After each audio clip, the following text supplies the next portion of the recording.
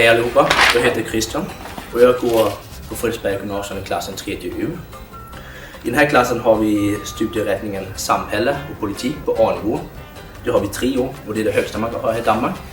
Så har vi matte på B, vilket man har i 2 år, som är mellanstadiet.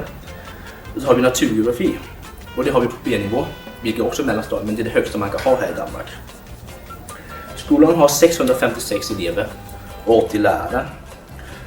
Skolan har många olika nationaliteter. Vi har många från Mellanöstern, så har vi några från Norden, som mig för exempel. Och ämnet vi arbetar med här i naturgeografi är alternativa energimöjligheter. Och det har vi gjort i 6 grupper. Vad vi har snackat om kolkraft, atomkraft, biomassa, biogasanlägg, solenergi, hydrogenteknologi och värmepumpar. Och då har vår lärare sagt att vi ska göra den här videon till er. Och det gör vi nu. Och skolan, vi på våra gröna.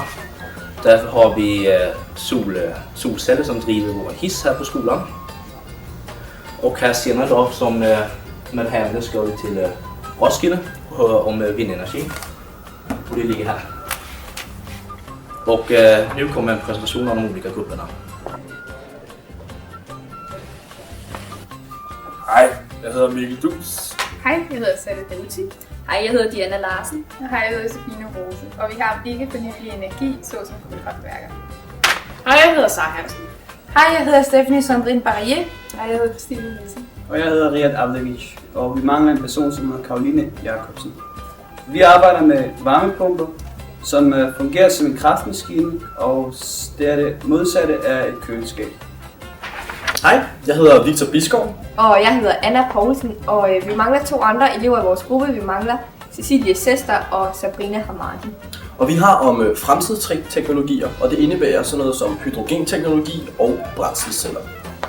Jeg hedder Christian Ammerstrup. Jeg hedder Ea Hesmer Christensen. Jeg hedder Jasmine Walters. Og jeg hedder Sandra Schultz, og vores gruppe skal arbejde med solenergi og med bølgekraft. Hej, jeg hedder Emil Herme. Hej, jeg hedder Birgit Endeby.